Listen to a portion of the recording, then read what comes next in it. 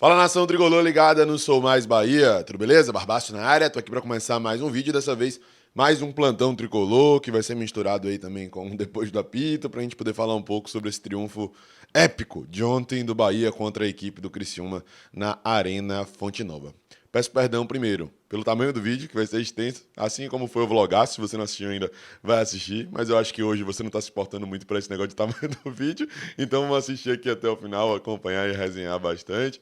E segundo, por conta do horário que saiu esse vídeo, né, por conta do nosso planejamento aí, estamos ajustando algumas coisas, mas vocês sabem que o padrão são vídeos 7, 12 e 18 horas no Sou Mais Bahia, e no SMB Live tem saído vídeo a todo momento, tá? Então, só isso. E se você que está chegando agora, já deixa o like, se inscreve, ativa o sino e compartilha com geral. Né? Seu like ajuda demais a gente, muito. Às vezes mais do que um compartilhamento. Né? Seu like faz com que outras pessoas que estão procurando assuntos relacionados vejam o nosso vídeo, acompanhem o nosso canal. Então, por favor, clica muito aí no gostei. Galera, ontem o Bahia não fez uma partida boa. Né? O segundo tempo não foi só de superação. Houve uma elevação também tática, jogadores que agregaram muito tecnicamente. Mugni entrou jogando muito bem. O próprio Patrick, muito questionado e com justiça, na maioria das vezes, carregou vários pianos, né? Não foi só um. Ele estava sobrecarregado e conseguiu também fazer uma partida boa, e isso tem que ser destacado, né? A gente tem que também falar da partida de Rildo, que deu assistência para Davó e agregou muito. É um jogador que, para mim, é titular, pelo menos até o momento absoluto desse time. O próprio Davó, que fez os 2 gols, né? Todos os gols de Davó com a camisa do Bahia até o momento de cabeça. Se ele estava pecando na definição ali com os pés, com a cabeça, lá ele tem se saído muito bem. Né? E vimos também um Danilo Fernandes vivendo sua redenção depois de ter pecado naquele jogo contra o Azures, no jogo contra o Vasco, né? Ter gerado certa insegurança e incerteza para o torcedor tricolor. Fez uma atuação magnífica, né? Digna de Danilo Fernandes, do Danilo Fernandes que a gente conhece, foi fundamental. Aquela bola queima-roupa ali, pouco antes de sair o gol do Bahia, foi extraordinária, a defesaça de Danilo, né? E isso também tem que ser reconhecido. Guto errou. A gente vai ouvir a coletiva dele, até para poder entender um pouco melhor as mudanças, as escolhas dele. Mas errou ao colocar no time titular 2 peças que pouco produziram. 2 peças, dentre essas que eu ainda vou mencionar, que ainda estavam sem ritmo de jogo, né? Era jogo para Rodaega ou Raí. 2 peças de produção ofensiva que estavam tanto tempo sem jogar, tiveram dificuldade, isso foi nítido. Raí não está naquele nível que já alcançou outrora, até no Brasileiro da Série A do ano passado, né? E ainda teve Jacaré, né? Quando eu mencionei de 2 peças que acabaram, né, não colaborando na construção ofensiva do Bahia, porque o Rodaega não tem necessariamente essa função, né? Ele é um jogador para poder fazer pivô, articular jogada ali no terço final já, né, para poder definir, chutar, finalizar, enfim, é centroavante, querendo ou não. Mas a gente depende muito dos jogadores de lado de campo, não à toa. Os gols do Bahia ontem vieram de uma jogada de um jogador do lado de campo, e 2 gols de um cara que, apesar de ser 9 também e tal, é um jogador de lado de campo, que é Davó. E a gente viu no primeiro tempo o Bahia tendo muita dificuldade para construir. Foram 5 chances claras ali, né, chances de gol do Criciúma, e o Bahia não conseguiu ter nenhum tipo de chance para poder empolgar o torcedor, animar o torcedor, mas mesmo assim a torcida fez sua parte, apoiou do começo até o fim, e as coisas acabaram fluindo, acabaram dando certo. Quando não vai na técnica, é fundamental ir na raça, né, como aconteceu historicamente, né, de maneira épica na partida de ontem. Mas não dá para depender só dessa raça. Por quê? Gera muito desgaste. Ontem o time sobrecarregou demais, e tem um jogo decisivo também quarta-feira contra a equipe do Sport dentro de casa, né? Tudo bem que pelo fato de ter um a menos, da bobeada, do vacilo de Ignacio, né, tiveram que compensar, mas, além disso, houve muito esforço para correr atrás. Não foi só a compensação do jogador a menos que o Bahia tinha na partida. Né? E evidentemente que isso não vai garantir, por mais que seja fundamental para poder ter uma equipe competitiva pontuando ao longo de todo o campeonato, não vai garantir que a gente tenha uma performance, um desempenho, um rendimento que faz com que a gente possa, né, ter uma certa constância e regularidade no campeonato. E o Bahia já vem oscilando, né, com queda de rendimento contra a Ponte Preta, contra a Tombense e agora contra o Criciúma. Mas Guto, ele viu algumas luzes, né? Eu ia falar uma luz, mas ele viu algumas luzes. Um Mugni que entrou muito bem na partida, pode ser uma alternativa. O Rodaega que está voltando, né, é uma peça fundamental. São 12 gols em 15 jogos agora, né, porque ele atuou nessa partida de ontem para poder ganhar ritmo. Né? Raí, que por mais que não esteja tão bem, volta a ser uma alternativa alternativa, uma opção, porque Jacaré era a primeira opção quando o Rio do Davó, né, ou Marco Antônio, ainda tem ele, ficasse de fora, tem ali Raí como uma alternativa agora, não precisa depender só de Jacaré, pode botar ele só no momento específico da partida ali para dar um sprint final e tudo mais, né? Então ele começa a ver algumas alternativas, algumas possibilidades, e ele viu de maneira clara, né, perceptível no segundo tempo, que o time elevou o seu nível com esses atletas que não podem ficar no banco, né?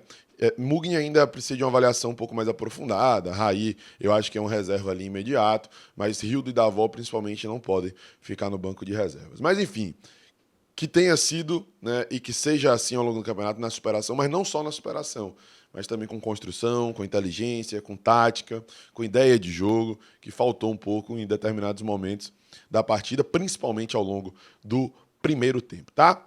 Mas é isso, galera. Análise rápida aqui do jogo. Fala aí nos comentários o que é que você achou, o que é que você pensa, destaques da partida e tudo mais. E agora, vamos ver aí a entrevista coletiva do treinador Guto Ferreira, que falou sobre esse jogo. Nós tivemos algumas situações durante a semana. Nós tínhamos que valorizar o que nós fizemos durante os treinamentos e o que, ao nosso ver, durante os treinamentos encaixou melhor em cima do adversário, e por isso que a gente começou daquela maneira. E a gente sabia que 2 que foram substituídos provavelmente não terminariam a partida. E talvez ninguém saiba que o Daniel treinou 2 dias no início da semana, treinou segunda e terça, ficou quarta e quinta fora. Ontem só fez um treino bastante leve. Acho que eu nem sei se ele treinou 2 dias, acho que ele treinou um dia só. E depois teve um problema na garganta, ficou fora, tomando antibiótico. Só treinou sexta, né? Segunda ele treinou. E depois só treinou sexta. E nós colocamos dentro de campo pela importância dele e porque ele fisicamente... Teve uma outra partida que ele entrou muito mal também, fisicamente, e foi muito bem, que foi o jogo do CSA. E a gente apostou, mas sabíamos também que teríamos que tirar ele em algum momento. Rodalega, todo mundo sabe quem é Rodalega, o nível de importância para a equipe. Então nós moldamos a equipe de uma maneira que a gente tivesse, no momento inicial, com o jogo mais forte, uma equipe que conseguisse agredir e marcar também. Mas aí que está o detalhe, nós não conseguimos nem agredir do jeito que a gente estava fazendo nos treinamentos e nem marcar do jeito que nós fizemos nos treinamentos. E aí algumas coisas acontecem, você planeja, não saem, e no intervalo a gente, com um homem a menos, tinha que tomar algumas posições e fizemos uma opção de botar os jogadores mais rápidos pelo lado, fechar o lado, trazer no 4-1-4 sem a referência, sendo que quando a gente viesse pela direita, o Rildo tinha que fazer a diagonal e se tornar o atacante, e quando viesse pela esquerda, o Davó tinha que se tornar o atacante. E no momento final, que o Daniel saiu, aí nós pusemos o Davó para marcar como um 10 e atacar como um 9. Né? Aí nós fechamos as 2 beiradas e fizemos isso. E graças a Deus as coisas andaram. Andaram por quê? Porque Mugni conseguiu dar uma condição muito boa de saída para a equipe, de arrancada. Ele influenciou a equipe, ele transformou a equipe em atitude.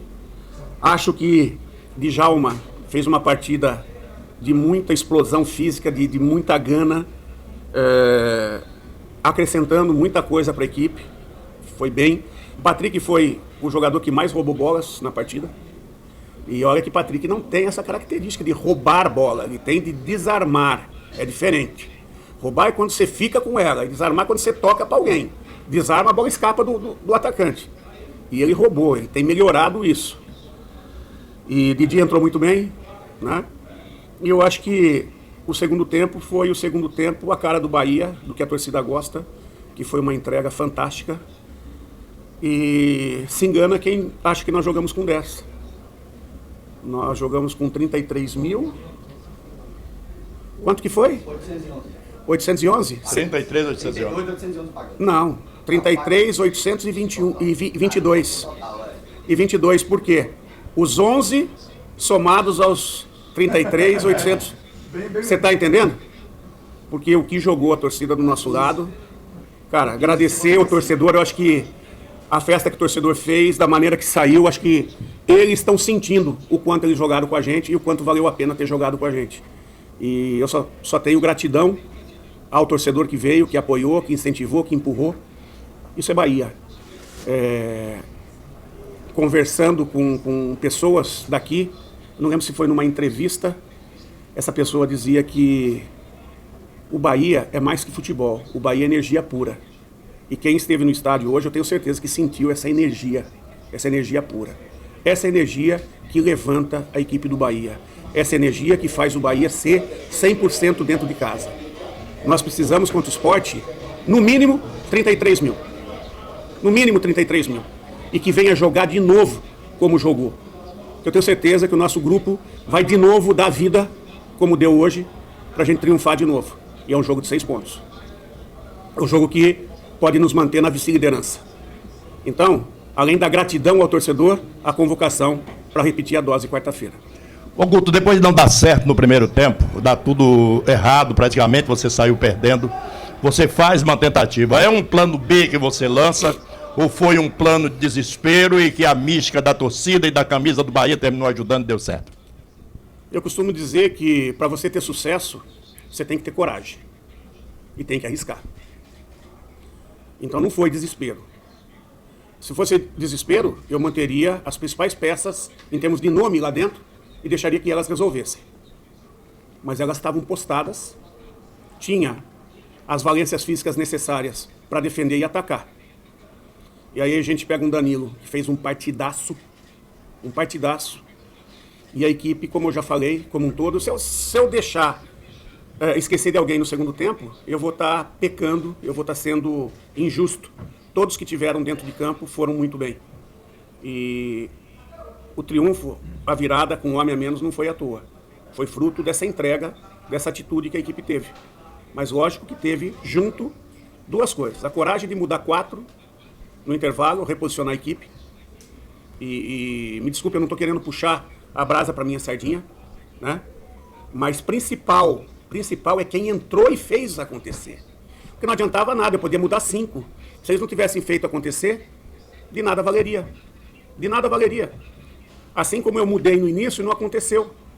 Então, se alguém tem que assumir a culpa de não ter jogado bem o primeiro tempo, eu assumo.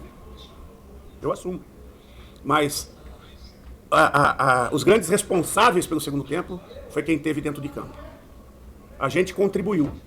Foi corajoso de tomar atitude, sim, mas eles foram corajosos de aceitar a estratégia e de se entregar da maneira que entregaram. E aí a coragem deles, a entrega deles, a qualidade deles, fez com que o torcedor saísse da maneira que saiu, né? E o Bahia estivesse, nesse momento, comemorando a vice-liderança. Então, estou muito feliz por isso. Boa noite, Guto. Primeiro, eu gostaria de me desculpar aqui publicamente de uma crítica que eu fiz à assessoria de imprensa do Bahia no jogo contra a equipe do Tombense, porque nós não tivemos perguntas de profissionais da imprensa da Bahia, mas eu já recebi a justificativa e, como eu fiz essa crítica no meu canal, eu gostaria de pedir desculpas publicamente aqui à assessoria de imprensa do Bahia. Falando do jogo de hoje, a torcida não poderia sair daqui triste, porque foi feita uma convocação pela diretoria, pela comissão técnica e pelos jogadores, e a torcida compareceu. E nós vimos também, e a torcida também viu, o esforço que o Bahia fez para o Bahia ganhar esse jogo hoje. O Bahia se entregou de fato. A minha pergunta é, os jogadores do Bahia começam a introspectar a grandeza do Bahia, a entender que o Bahia é o primeiro bicampeão brasileiro, que o Bahia é aquele clube que tem 2 estrelas no seu peito, e que, chegando na Fonte Nova, seja quem for, tem que cair no pau? Cara, eu acho que quem tem uma história mais longa dentro do clube já sabe disso, né? Quem vivenciou no passado aqui também sentiu, como eu falei, essa energia.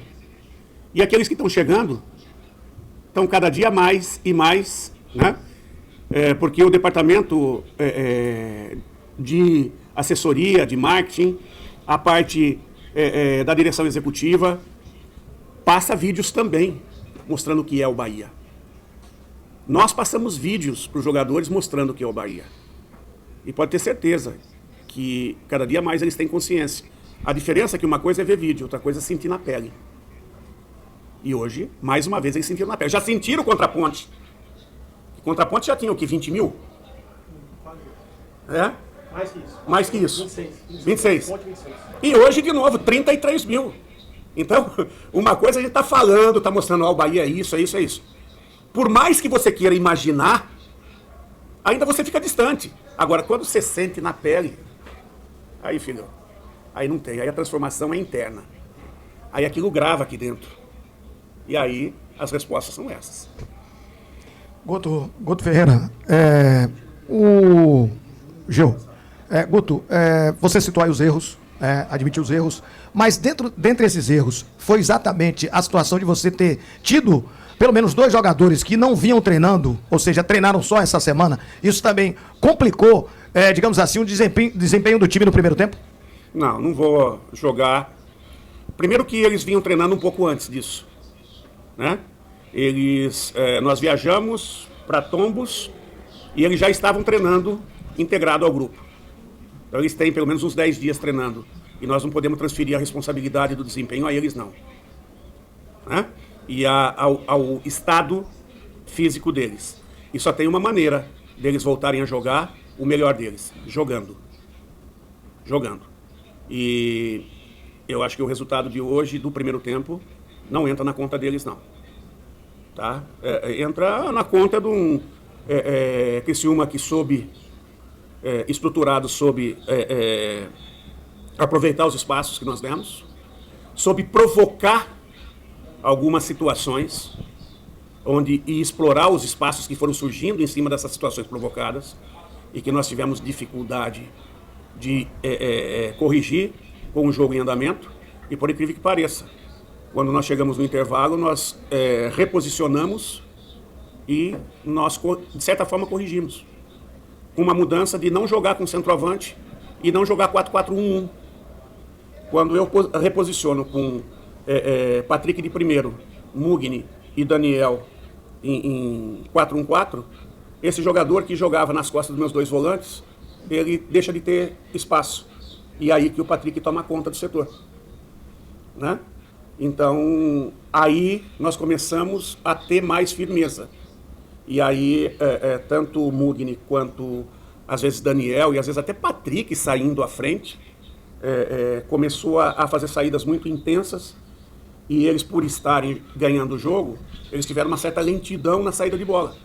E nós conseguimos, através disso, dar uma recuperada em várias bolas e numa delas fizemos o gol.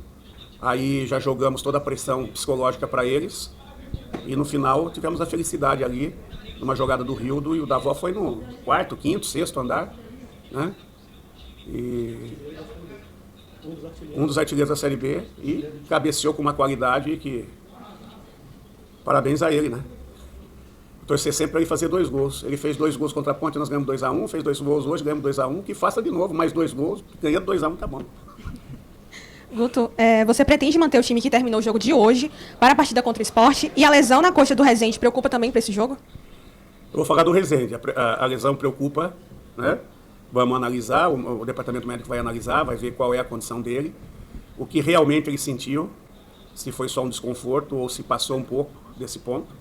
Agora, quanto à questão da equipe, tudo passa pelo que a gente vai ver a partir de amanhã, recuperação, segunda, né? E aí a gente vai elaborar a melhor equipe possível para a gente fazer um grande jogo. Guto, um primeiro tempo que talvez desde o seu retorno, a primeira vez que acaba o primeiro tempo e o time é vaiado da forma que foi, casa cheia, a expectativa de que se tivesse um futebol vistoso e o time não consegue fazer isso, devolver para o torcedor. O que é que acontece nesses 15 minutos de intervalo para você, pela primeira vez também, promover 4 mudanças no intervalo? Uma, sim, lesão, ok, mas outras 3 por conta do jogo, por conta do que aconteceu nos 45 minutos, que naquele momento o torcedor estava pé da vida contigo. Aquilo que eu falei já, né? Eu acho que o que aconteceu foi um reposicionamento da equipe, mostrar para a equipe que não tinha nada perdido, não. que era a atitude deles que ia fazer com que aquilo se revertesse, e que o momento era momento de ousadia, de arriscar, e que o sucesso só vem para quem arrisca, para quem tem coragem de fazer o que nós fizemos. Trocar 4 e dar as respostas que eles deram. De Mugni, de se soltar, de se transformar. O Mugni no jogo parecia que era 5 dentro de campo, né? E como ele, outros. Posso colocar outros junto, né? Patrick, Djalma, Rildo, Davó, Borel. Borel, mais um jogo. Agora ninguém fala do Borel. Agora já tem uns 3 ou 4 jogos que Borel termina. Tá? E agora todo mundo parou. A hora que ele errar de novo, que aconteceu alguma coisa, Borel não termina jogo. Borel vem terminando jogos e mais jogos. Atenção, e jogando bem. Jogando bem. Então nós temos que ter um pouquinho de calma nisso tudo, né? Calma e perceber que o futebol é isso. O futebol vai ter o dia que nós vamos jogar muito bem, nos impor, arrebentar com o adversário, como nós fizemos com o Londrina. Vai ter os dias que nós vamos ter lampejos muito bons, como foi o da Ponte. E vai ter o dia que nós vamos nos superar como nos superamos hoje. Espero que não tenha mais partidas como foi a de Tombos. Que ali a gente pecou. E espero que nós temos mais um jogo dentro de casa, nós temos que jogar muito bem, conseguir mais um resultado, um jogo de 6 pontos.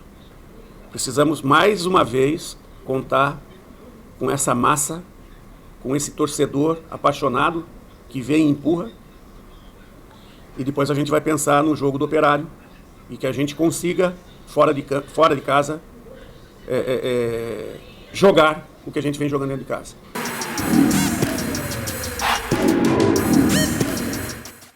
Galera, eu sei que tá extenso o vídeo, mas para poder encerrar, o jornalista, radialista Márcio Martins falou no seu programa, né, na Transamérica, que o Bahia, né, está com a situação avançada no Grupo City, como a gente já sabe, faltando poucos detalhes, e disse que agora depende muito mais do Grupo City, né, que a demora, digamos assim, é muito mais do Grupo City do que do Bahia, né? Mas ainda assim faltam poucos detalhes, em breve a gente deve ter novidades com relação a isso, e ele também tranquilizou o torcedor, né, com relação à situação do profissional lá que foi para a 777 Partners, que era do Grupo City e que também vai ser responsável de forma indireta ou direta de gerir o futebol do Vasco, né? Ele também falou sobre a questão de Ronaldo, a visita ao City e tudo mais, né? Querendo ou não, é um grupo de renome aí no futebol mundial, né? Que tem vários clubes, que tem uma ideia que revolucionou o futebol, digamos assim, e ele tranquilizou o torcedor com relação a isso. Então veja aí o que Márcio Martins disse anteontem, na realidade, na sua resenha sobre essa situação. Confira. Mas é um perigo, sabia? Tem um torcedor que me perguntou, Márcio, eu tô preocupado, porque teve aquela história lá do Ronaldo, o fenômeno, tá com o pessoal do Grupo City, né? E já tem um profissional, inclusive, do City, que vai pro Vasco. Gente, esse pessoal tem 11 clubes, 10 clubes no mundo. Um profissional que vai pro Vasco é uma gota d'água no oceano. O que eu soube, e não é novidade para muita gente, é que agora quem deu uma parada foi o Grupo City. Mas nada específico, apenas análises internas. Eles não têm pressa, porque não vai ser mais para esse ano. Então não vai chegar no meio do campeonato para mudar tudo de vez. O que vai acontecer é assinar esse ano, passar tudo para o conselho, para o sócio, e depois conseguir efetivar na parceria, comprar o Bahia e, a partir do ano que vem, iniciar todos os investimentos. É isso que a gente está esperando. Mas não comparem com o que aconteceu até agora com os outros clubes. Desses aí, a que mais me agrada é o modelo do Botafogo, até pela figura do John Textor, que é um cara vibrante, vai para cima, vai para arquibancada, fala com o torcedor. Esse é boleiro. A de Ronaldo é um incógnito, porque Ronaldo, apesar também de ser boleiro, o clube dele subiu na Espanha, conhece, está na liderança, não é à toa, mas ainda tem muita coisa obscura, pelo que a gente tem visto nas relações comerciais entre o grupo do Ronaldo e o próprio Cruzeiro. Pessoal, é isso. Este foi o nosso Plantão Tricolor de hoje. Se gostou, deixa o like, se inscreve, ativa o sino e compartilha com geral para dar aquela moral. Valeu? Tamo junto, forte abraço. Eu sou Mais Bahia, eu sou Mais do Nordeste. E você?